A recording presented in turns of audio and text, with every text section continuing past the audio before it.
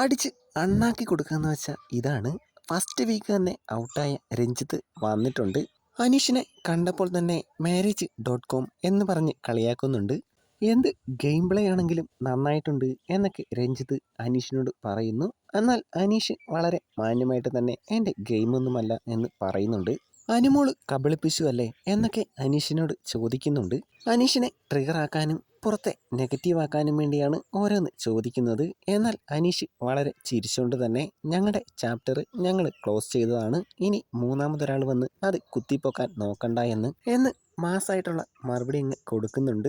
വീട്ടിലേക്ക് വരുന്ന എല്ലാവരും ഇവരെ കാണാനോ ഇവരെ സന്തോഷിപ്പിക്കാനോ ഒന്നുമല്ല വരുന്നത്. അവർക്ക് വ്യക്തമായ ഒരു ഗെയിമുണ്ട്.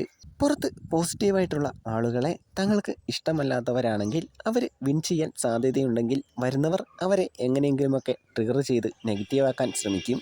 വരുന്നവരുടെ എല്ലാം മെയിൻ ടാർഗറ്റ് അനീഷും അനുമോളുമാവാനാണ് ചാൻസ് കൂടുതൽ. പച്ച മലയാളത്തിൽ പറഞ്ഞാൽ അസൂയ, വേറെ ഒന്നുമില്ല. തങ്ങളെക്കൊണ്ട് സാധിക്കാൻ പറ്റാത്തത് വേറെ ആളുകൾ സാധിച്ചത് കാണുമ്പോഴുള്ള ഒരു തരം ക്രിമേഡി ഉണ്ടല്ലോ, അത് തന്നെ. എന്തൊക്കെയാണെങ്കിലും വീട്ടിൽ നിൽക്കുന്നവർ അങ്ങനെയൊന്നും ട്രിഗർ ആവാൻ ചാൻസ് ഇല്ല. പ്രത്യേകിച്ച് അനീഷ് തിരിച്ച് അടിച്ച് അണ്ണാക്കൽ തന്നെ കൊടുത്തിട്ടുണ്ട്. എന്തായാലും രഞ്ജിത്തിന് വയറ് നിറച്ച് കിട്ടി. 19 വയസ്സുള്ള റെന വരെ ഊക്കിവിട്ട മനുഷ്യനാണ്. ഇങ്ങർക്ക് ഇത് തന്നെ പണി.